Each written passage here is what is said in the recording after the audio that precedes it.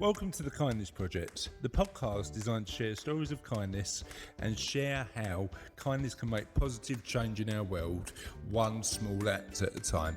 In this week's episode of the Kindness Project, we talk about soft drinks, Soulbeat, and we have part 2 of our interview with Stephen Donavan from Hornchurch Round Table. Welcome, my friends, to the Kindness Project. I am a man who is thirsty and whose amazing daughter is getting him a drink. But as Jill's found out that Russ has got the totally tropical taste of Lil, other soft drinks are available in his fridge. What else you got in your fridge, Russ? Dr. Pepper. Dr. Pepper. You're going for all the classics. Lil, Pepsi Dr. Pepper. What else? Pepsi Max. Are you opening a bar and you're not telling us? I'll tell you what the story is. Kay goes to a place called Farm Food. Right. And they do 4 cases. Oh, the big trays, yeah. 24s for like 12 quid. Right. So you've stacked up. That. So I usually buy 4. I buy the boy James Diet Coke for when he's round here. Right. And then I buy 3 of my own. One for Kelly, 2 for me. Now, the other comment you made just for going on to record the podcast is you think Bongo is now Rubicon. And I think that you can't get Bongo anymore. If some of our listeners don't know what Bongo is, it's a soft drink that they used to drink. Bongo, they drink it in the Congo. They used to be on sale in the UK in the 80s and 90s when me and Russ were growing up. And basically it came with this advert where there was a song, I'm being careful, which when Bongo, they drink it in the Congo. The band of Apple now.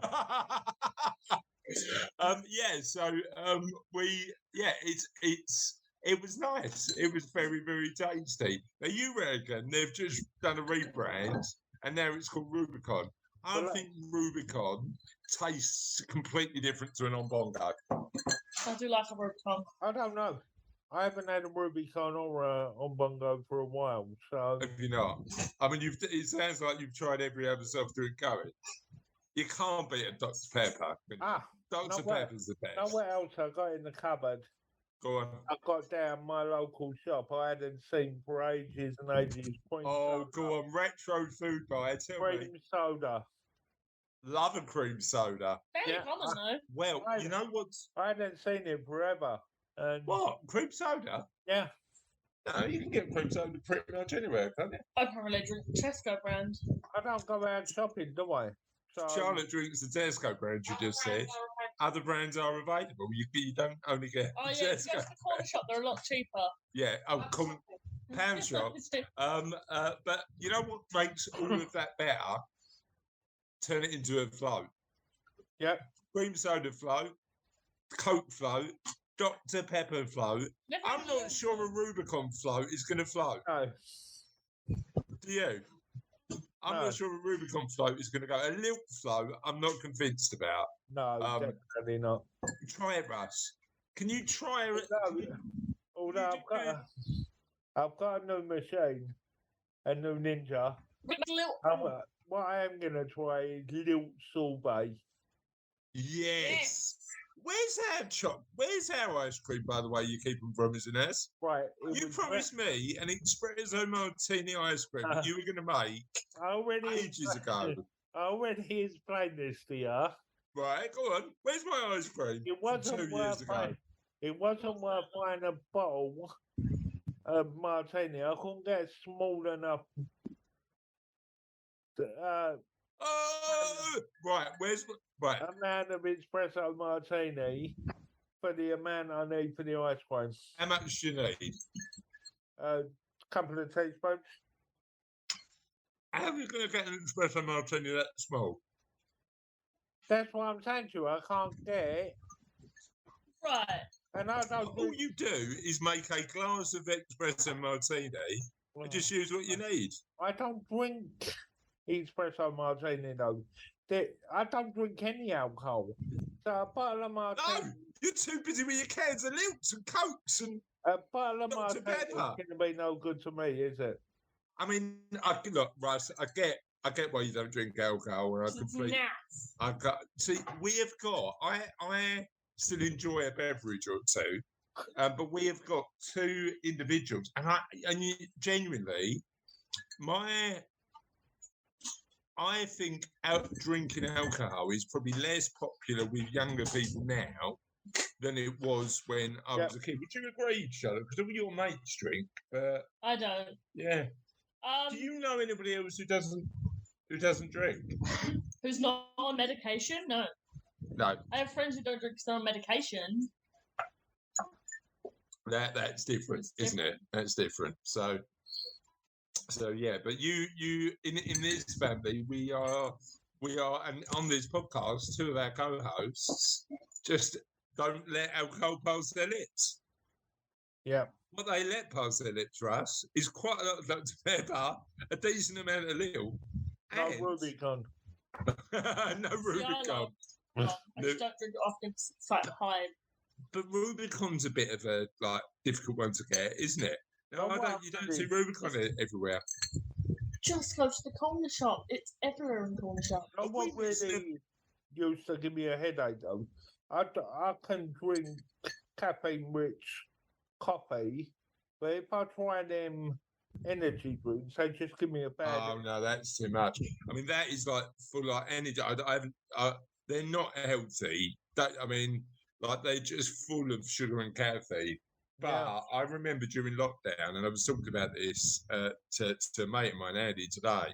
I remember during lockdown, at one point, I mean, I do drink a lot of coffee, but at one point, I had 2 cafetièrefuls of bean to cup, strong filtered coffee, and I could feel my heart through my chest. I used to get the same thing. I stopped drinking filtered coffee because of it. And I still drink filtered coffee, but there's a limit. When you're drinking too much, it's definitely going to have a detrimental impact. So yeah, I'm glad. But I went on the radio today, right? As you know, because my mate Andy's got a radio show, and he's been a guest on the podcast, Andy Fano. And I even though he's a mate of mine and I love him to bits, I always feel like I'm getting his name wrong. I was a bit shocked by some of the choices. Why were you shocked by some of the choices? Hold on. I was very disappointed. Back to Life, Back to Reality wasn't in there. Oh, yeah. Well, anyway. I thought you were going to say you were surprised by the Beyonce. Well, these are the things. So let's just tell our listeners what went on. My mate Andy is a DJ on Soulbeat Radio. He is an amazing guy. Love him to bits, and he asked me to come on and effectively bring on some of my favourite soul and jazz and funk tracks. Now I've struggled with this, Russ, because there are so many good soul, funk, jazz tracks. I thought your last choice though was Inspired. Such a fantastic song. Well. What was it? Sam Cooke's I Was Born by the River. Yeah. Sam Cooke, Change Is Gonna Come. Which I think Andy enjoyed and I absolutely loved. So when I come on, Russ, for you, because I'll make sure you get a shout out on the show. Yeah, a bit of we're gonna have a bit of soul to soul. Back to life, back to reality. And you know what else I'm gonna pick? Salt and Pepper, Push It. Oh, Push It. Tune. We're having that. It went right back to his childhood there, Edith. Oh, Salt and Pepper, Push It. Some of my most favourite songs. But what I did do, I mean, and if you haven't heard him, I'd definitely give him a listen. There's a guy called Leon Bridges, who is an amazing soul artist, BAFTA winner, all that sort of stuff. His voice is absolutely incredible. Definitely give him a listen. I reckon I've definitely got room to select another set of. What you saying that I haven't listened to any Gregory Porter. I've seen him on the telly a couple of times on the Good Morning Britain. Yeah. But his voice is out of this world. Which one was on your playlist? Well, you know what I went for? Now, I could have gone conventional Gregory Porter. I didn't. I went for boom, ba-dum, ba-dum, ba-dum, long list of troubles. I think I said non-conventional. I thought you put Dry Bones on there. Dry Bones is an amazing song. Thing is, for us, right? This is the strange thing about Gregory Porter. Because Charlotte has got this thing that she says she doesn't like jazz. Gregory Porter is the only exception. Right, he's not the only exception. I've played you jazz songs, other jazz songs that you like. There was a phase when I said jazz legend Gregory Porter, Charlotte just went, I don't know whether I'm going to be too keen on him. And now he has 5 good songs that are brilliant. Well, he's got more than 5 good songs. You just love 5 good songs. What are those 5 songs? The one about the lion. The one about the lion. That is Be Good. Have you heard that, Russ? I haven't. This is your the only Gregory Porter I've heard. So this is your job. Get Spotify up, listen to these 5 songs, and you will be as much of a fan of Gregory Porter as us. Right? So the one about the lion, which is called Be Good. Real Good Hands. Real Good Hands, Russ. Yeah. It's amazing. Dry Bones. Dry Bones. Yeah. Are you writing this down? No, I'll listen to this back, won't I? I will. But I thought Russ was doing that thing that he does at work, where he'll sometimes turn around and go, I don't need to listen. I don't need to write this down. It's all in my head. And then he forgets it and he's got to email me. When there's important stuff to be done, you record it now. I record it. Now, interestingly, I'm going to start recording my client meetings when I do them on Zoom. It's a great idea. Yeah, I'm going to start doing that. I might get a manager. Anyway, why are we having a work meeting halfway through the podcast? Dry Bones. Yeah. Long List of Troubles. Oh. Mr. Holland. I'd add Phoenix, Concord. I'd add loads of them. But yeah, absolutely. Those 5 are the best 5. Don't get them annotated because my Premiere Pro transcribes them automatically now. Sorry, are we having a business meeting halfway through the podcast? I just wanted to plug Premiere Pro. Other software tools are available. On that note, should we move on? Because we haven't even started with the question of the podcast yet. And the question of the podcast this week is, what's the best thing you've ever bought off Amazon? Now, this question of the podcast has arrived at an amazing time. Why are you shaking your head, Russ? I've got a list as long as your arm on Amazon. Right. The best thing I've ever brought was recently I brought air purifier. I haven't looked back. Okay. So what's on your list? I'm more interested about the list. Well, I buy a lot of computer stuff for the computer, computer bags, stuff for the camera. I brought a video camera on there recently. Yeah, so you're a frequent Amazon purchaser, are you? I am. Do you ever use eBay? I do. Let me tell you a story about eBay. So this isn't an Amazon-related story, but it's an eBay-related story. My youngest daughter has a friend, right. And I won't mention any names because I haven't got permission to share who this is. But my youngest daughter's got a friend, and they were playing the other day. I dropped this friend off at home. Right. and her dad answered the door.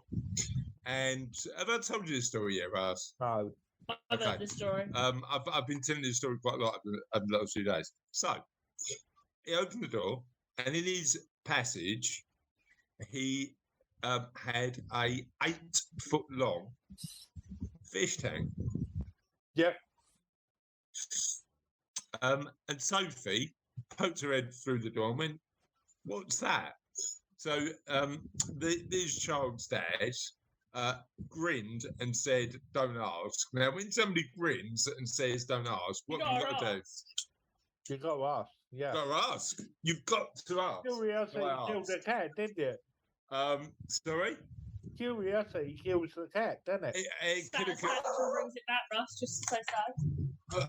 Sorry, have you just invented a brand new phrase? No, that's the whole phrase. They just always cut it in half. Curiosity killed the cat. Satisfaction brought it back. I didn't know that was the end of the phrase, Russ. No, did I? What? Sorry? Yeah. Is that genuine? Yeah. And it's like the phrase blood is thicker than water. That's not about a family. No, that's about the doctor that treated John Wilkes Bone. Right. That phrase was commonly used to mean family ties are thicker than friendship ties. Oh the no, full thing is blood of the covenant is thicker than water of the womb, which is to say the people you make your family as you go through life are better, have stronger bonds with than your blood family. So the complete opposite meaning, blood of the covenant is thicker than water of the womb means that like blood is thicker than water is actually means the complete opposite, Russ. Did you know that? No. But I did see something about the doctor that treated John Wilkes Bone on telly the other day. Right. You know, he wasn't on there live, was he? That was something about his name's Mud or something. Right. I need to Google this now. Well, no, Charlotte's Googling it. Now, we know, Raz, that Charlotte is the purveyor of amazing facts. And actually, we are going to be promoting the book again. We are going to be promoting the book this week. But if you like amazing facts, have a look at charlottedames.com or .co.uk. .com. charlottedames.com, which contains all of Charlotte's amazing articles that she writes about subjects that just find her fascinating. There's some good stuff on there. Yeah, there is some good stuff. I did one about fire.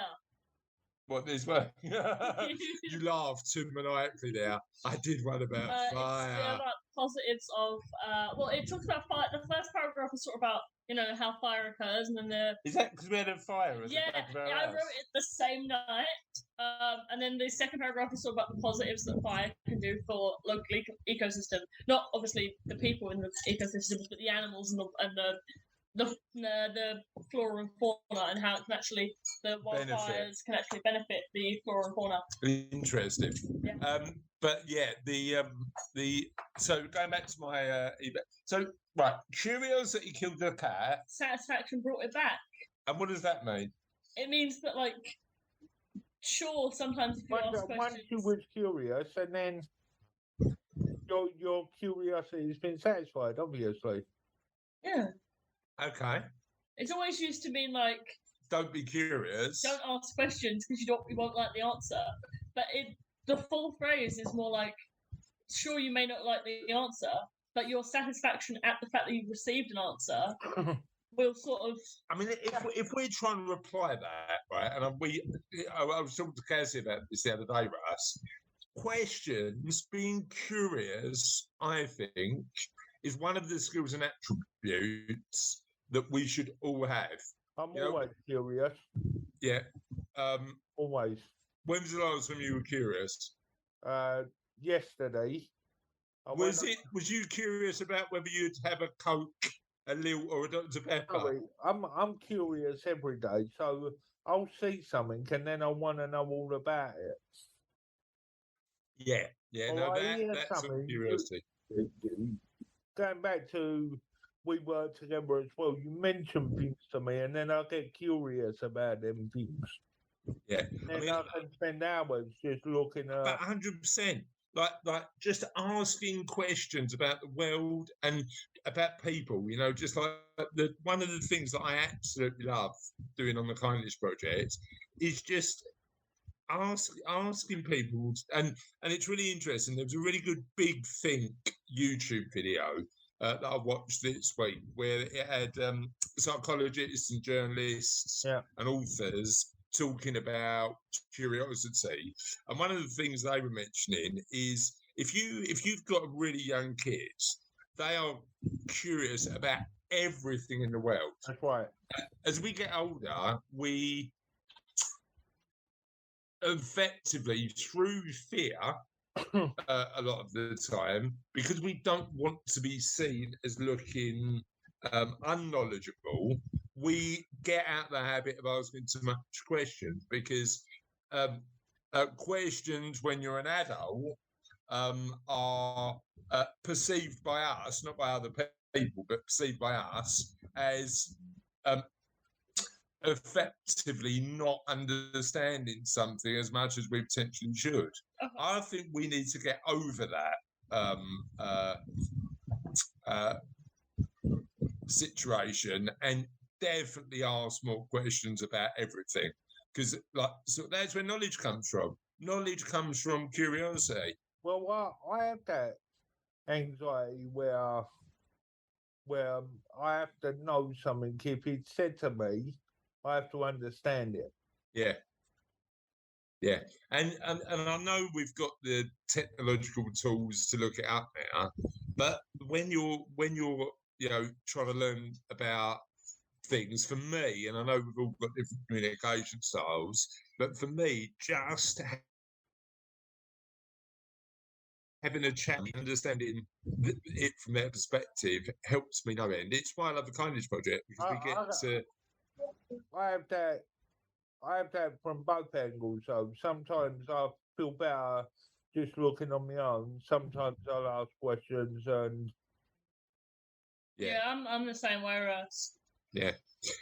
So let me tell you my eBay story, and then Charlotte's going to come back because she's been doing some research while we've been chatting, Russ. And I found more commonly cut short phrases that the meaning changed. Oh, amazing! That'd be good. We'll have a look at that. So my eBay story. So this particular dad decided that he was going to get himself a fish tank because the kids love fish, he loves fish. And he wanted to get something for his lounge that worked really well. And they've got a really long lounge. Measured up the doors to make sure that this massive fish tank could fit. Jumped on eBay, picked up one for 60 quid. Had to pay for it to be shipped back from, drove over to a farm, van rented, had to employ a professional mover to get this thing back. Fitted through the front door perfectly. Because it was so long, he couldn't turn it into his lounge. Well, didn't it?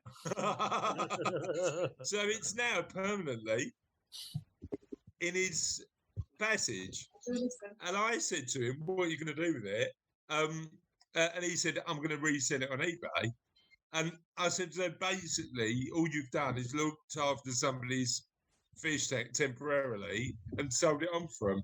And he went, yeah, that's exactly what I've done. And if you're listening, which I've been informed you might be, there's your story. There's your story. It took us so long to get there. But Charlotte's got some often misunderstood facts that she's waiting to share. See, you know the phrase "jack of all trades, master of none." Right. Okay. So the full phrase is "jack of all trades, master of none," though oftentimes better than a master of one. Really? Yeah. So it's better to have, general knowledge to be able to apply to multiple situations than specific knowledge which you can only apply to one situation and one situation. Amazing. So jack of all trades, master of none. Is seen as derogatory of somebody being a jack of all trades, but that says, yeah, amazing. Great minds think alike. Yeah. Great minds think alike, but fools seldom differ. So it's the idea that, sure, Somebody said intelligent that to people me. often think, Somebody said that to me this week. That one. yeah, And it's basically the idea that I didn't understand it. I just brushed over it. But I didn't realise that was related to the great minds think alike. So who said that to you this week? I was chatting to a friend of mine on Messenger. Chat roulette? No, not chat roulette. Chat roulette? We know you love a bit of chat roulette, Russ. Not chat roulette. And I promise you, I kept me close Good. relatively on. Pleased to hear it. Yeah, I said to her, great minds think alike, and she said fools seldom differ. And I didn't really understand it, so I brushed over it. But But you weren't curious enough, Russ. I wasn't. You didn't ask a question and go, what do you mean? It didn't sort of pop into my head. Yes, intelligent people think alike, but so do people who aren't as intelligent. Yeah, okay. Carpe diem. Seize the day. Seize the day. The full phrase. Carpe diem quam minimum credula postero. Seize the day, but put very little trust in tomorrow. So you have to do everything you can today to make the future for yourself better. Oh, you know what? The Romans and the Greeks. I mean, as you guys know, because I talk about it quite a lot, I am a massive fan of Stoic philosophy. The Romans and the Greeks had, and this was 2,000 plus years ago now, had everything that we needed to live a interesting life. But they because they were so focused on philosophy, yes, there wasn't any of our sort of modern technology. They had so many practical life lessons that we should all focus on. Wasn't there one a Greek philosopher who thought humans were just featherless, wingless, bipedal birds? Their science was a bit flawed, I've got to be honest. And then another one proved him wrong by showing him a chicken with no feathers. Yeah, their science was a bit flawed, but their understanding of the human brain and finding philosophies that allow us to live good lives. Actually, the Stoics have got a lot to teach us, I think. I know, and I talk about this book all the time. The book that I read every day, or I'm reading every day in 2022, and I'm really getting a lot out of it, is a book called The Daily Stoic. And it just includes one, and again, other Stoic books are available. This is by a guy called Ryan Holiday. He also wrote a book called The Obstacle is the Way, which is amazing. But having that one little, and it might be as simple as, don't keep, I'll give you an example. Don't keep philosophy theoretical. Live your life like you intend to meet it. Seize the day is another one. Make sure that you're taking the action you need to seize the day. And there's just lessons in humility and confidence and, not worrying, focusing on what you can control is a big Stoic principle. All of that sort of stuff that allows you to actually spend your time doing the stuff that matters. If we worried, I'll give you an example. If we worried about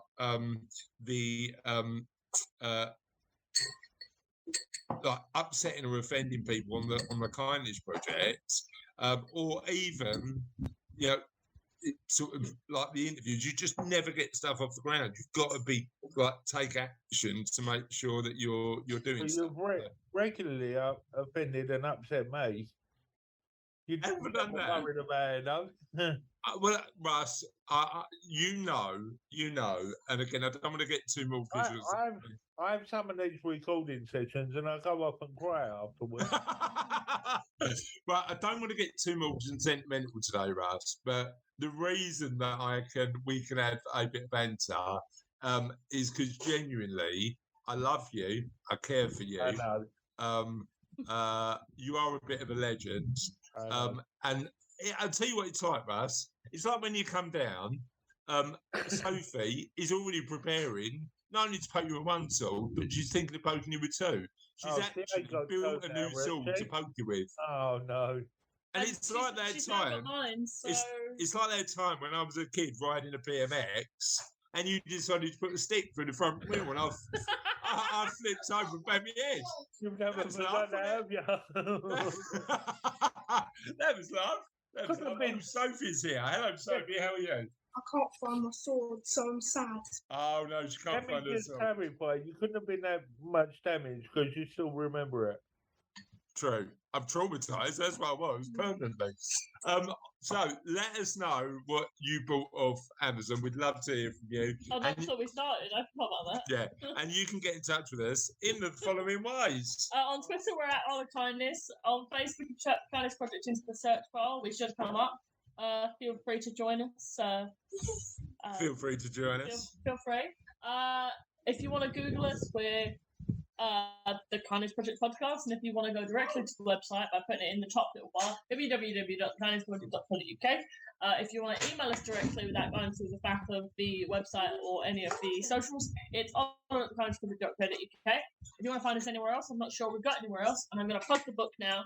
You can go onto the website, and if you go on book, and you sign up for something, I don't know specifically what it is. Yeah. I haven't been briefed on details. So we have we're planning and preparing to publish the Kindness Project book in October. Now, what we'd love for you to do is be one of the first people to hear when we publish it, so you can buy it immediately. We are giving 100% of the profits to the Russ Dames Memorial Foundation, aren't we? Is that right? Is that right? That's right. All right. No, we are giving profits to charity from the book. We'd love for you to get involved. But it's not out yet. It's not out till October. We've got a few months until it comes out. What I'd love for you to do, ladies and gents, is let us know you're interested by going to www.thekindnessproject.co.uk, clicking the little tab that says book at the top of the page, and giving us your email address. By doing that, what you're saying is, yes, I'd love to hear more about the book when it comes out, but you'll also get a bunch of free stuff. Free stuff. So free stuff, which will include and isn't isolated to a exclusive episode of the Kindness Project podcast just for you. So look forward to that. Please feel free to sign up, because we would absolutely love to see you there. And on that note, what I'd like to move on to is a little episode of what we call Kindness. now.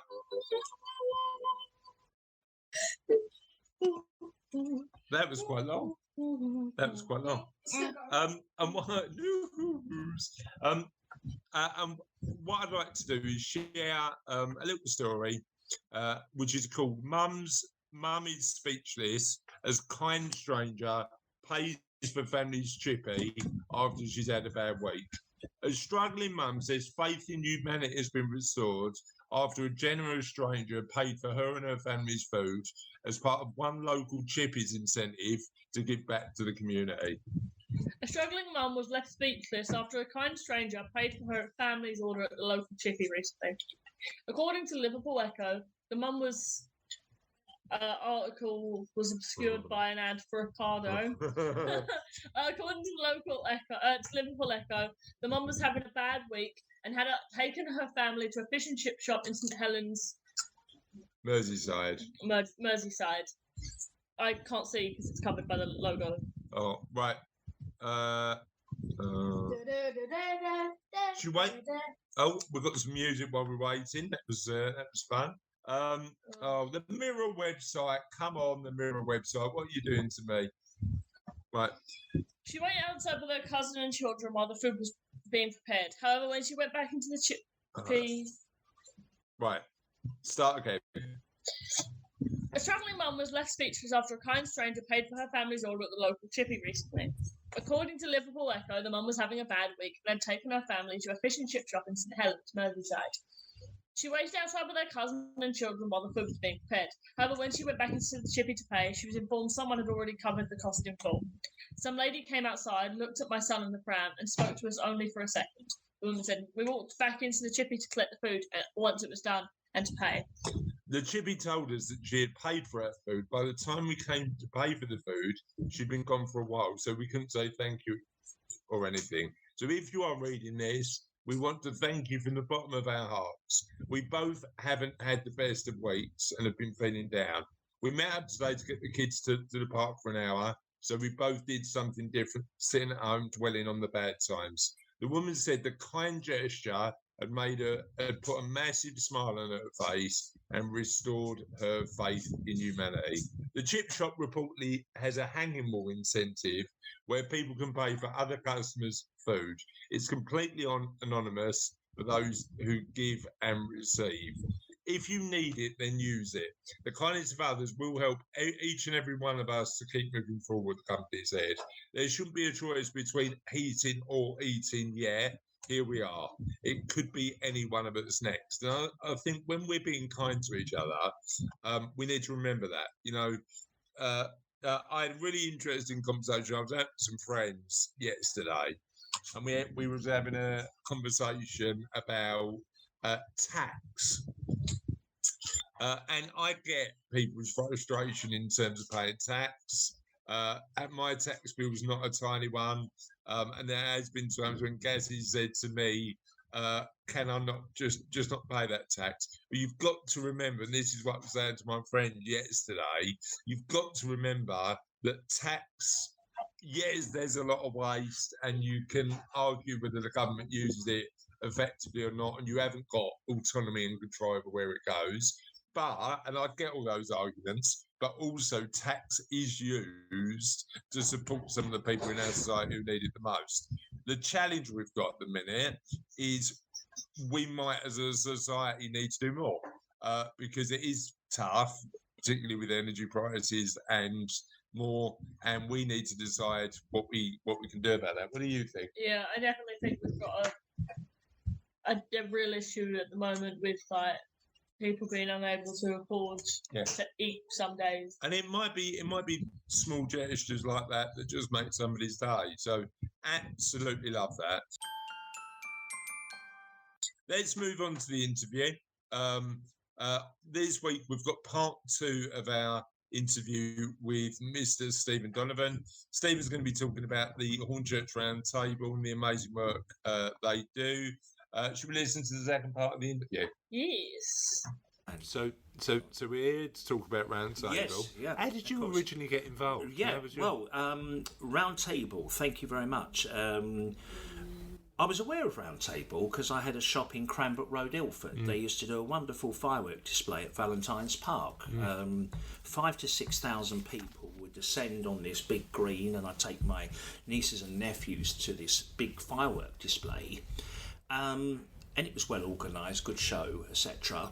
But initially, I knew one or two of the people involved, but at the time, for me, I didn't approach them and they didn't approach me. Right. It was I knew every year the firework display would be available, and I would go to it. But back in 1991 or 1992, a couple of my friends in Hornchurch asked me to come to a summer dance at the Harefield Manor Gideon Park, which was where they did a fundraising night, and one in the group that was playing was one member of the original Beach Boys. Okay, and it was called Gideon Park, a band that was very successful.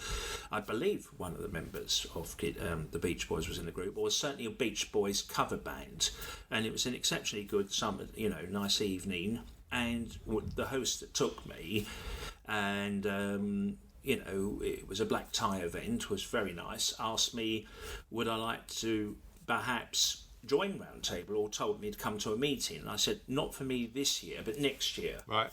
But the following year, 93, I was quite busy. I had a lot of events on, but I went to their summer event, a dance at the same hotel, same band. It was very, very good, Harefield Manor.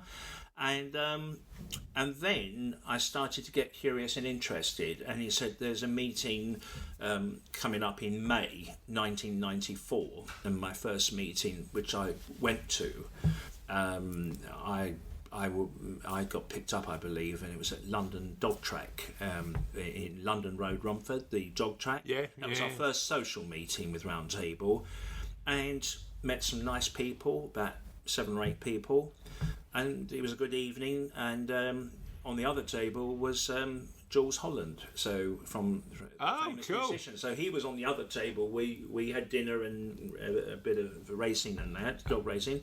So that was my first meeting. I can't remember, it was May 1994. So I finally went to my first official meeting and got picked up by one of the members, which was really nice.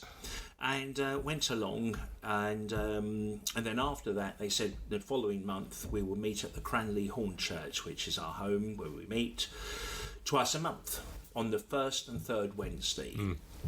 What was it that originally got you attracted and involved? I think the fact that I had a curiosity about it from the firework display. Right. Spoke to a few of my colleagues down at the Cranbrook Road, Ilford, when I had a shop, and thought I heard about the goodwill and the charitable side. So it was the charity work. It was the charity and the service plus meeting some Yeah. And I think opening my shop in Hornchurch in '94, it would have helped me too to get involved in the town and the community. You know what? I think that word, service, is encapsulates a lot of what Round Table does, doesn't it? You know, like even the. So I think I got involved. I mean, thank you for inviting me to the Hornchurch Round Table, because I absolutely love it. Thank you, Chris. I got involved purely and simply just to give a bit back. I've been lucky in life and business. I wanted to help support, but also, you know what's weird. I mean, I know one of our big Hornchurch Round Table's big fundraising events is the Santa sleigh over Christmas. Yeah. And you know what, weirdly, Steve, I know that's a fundraising event, but seeing the faces of those kids as you're going round, that is a service in itself, isn't it? What do you think? It is. I've been involved with the Santa sleigh and the street collections for 27 years now, and but I love it because you get to make people happy. It is. And I've been Santa myself many times, and to see the children's faces, and then they become adults and tell you about their lovely memories. I love that. When I haven't been doing it long enough, Steve, to be honest. Last 3 years have helped, Chris. Has been great. You know, it really has. I mean, we made it with people. I mean, my favourite story, and you've probably got some stories to tell as well, was because I mean, I suppose when you first started doing it, ring doorbells didn't exist. But I remember Phil Shacklady, who we both know, knocking on a doorbell which was a ring doorbell, and he came away from the door looking a bit pale-faced, and I said, "Phil, are you all right, mate?" He went, "Yeah, I just knocked on that door, and the lady through the ring doorbell told me she was in the bath." I know. So tell us a story that, like. Well, we haven't had stories like that. I mean, obviously, as you said, with any charity, they have to raise money. Yeah. The Christmas campaign is our biggest event. Yeah. Well, we had more numbers. We used to do 10 slots a year at Christmas. So 10 nights. 10 nights going around the streets with a sleigh being driven by a car, Santa and the music, and then we used to give sweets with wrappers to the children that would come out and tell the parents, you know, who we were and what we're aiming to achieve with the fundraising. And they loved it. I mean, you know, especially seeing the children's faces. Sometimes there are other societies that, I mean, we're well known. We started doing this Christmas sleigh since 1963, or 64. I look back at the history. So it's been going round the same local routes for many years. So people are used to it. They are used to us, but occasionally we do get other societies all doing the same routes. So it's started to get a bit crowded. Once or twice, but they know us because we've got our high visibility tabards with Round Table and the emblem, which has got an Arthurian or King Arthur label. And that design has come from the shield that's at Winchester Cathedral. Interesting. The Arthurian table, Elizabethan table, I believe, been restored, is at Winchester Cathedral. Is where it we've really? got our emblem. I have visited it. Right. And I've seen it. It's great. Is it to on see. display It's at the on display cathedral? in the hall, the Great Hall Right. of Winchester Cathedral, open Interesting. to the public. So it's anyone. It's got. You could notice that our sign that we have. I brought along a little sign here. Yeah. It's got the emblem, and the Round Table Society started in 1927. Right. Right. By a chap called Louis Marchese. Right. Who heard on the radio the king, the prince at the time, asking young men to get new experiences and adopt ideas round a table. Yeah, He yeah. felt that people could rebuild Britain, and with young views. He was So a this is Rotarian. post World War One. This is isn't it? post World War One. Lewis served in both wars. Louis Marchese, and in 1927, I've just looked here on the list. March 1927, Round Table had its first meeting in Norwich. Right. So, leading to all where we are today, and they decided back in 1927 that they wanted to have a younger age group where Rotarian is all ages. They felt in 1927 by the 31st of March of the following year, when you joined, at 40, that was it. You had to retire from Right. Round Table, as they wanted to keep their views round the table and group and society fresh. Yeah. So they deemed 40, which in latter years, only about 20 years ago, was extended to 45. Right. So that's the view. I know some people might think, well, that's a bit harsh, but we all know we all come as honorees and friends after 45. I'm 62 now, and I'm the current club president of Hornchurch Round Table. But when it started as a group for flowing members throughout the country, as they developed this, the capital I suppose was 40. They wanted a young view. And I suppose there's an incentive to just get sort of young people, just from a fresh, background, but from a fresh perspective, and also to keep it continuously vibrant. Yes. Right? That's the idea. Yes. Yeah. Tell me a little bit about where.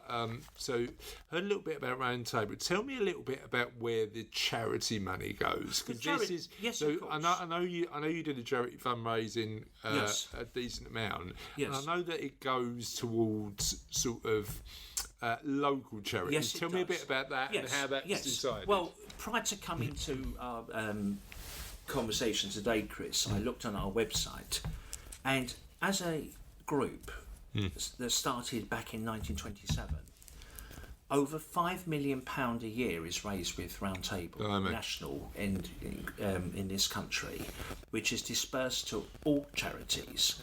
Hornchurch Round Table generally collects money locally for different charities and causes, and that money is dispersed back to local groups and society. But we do also work with national companies too, national charities too, and various things happen in the community that we get wind of. We get our information from the local recorder, Facebook community pages, neighbour next door.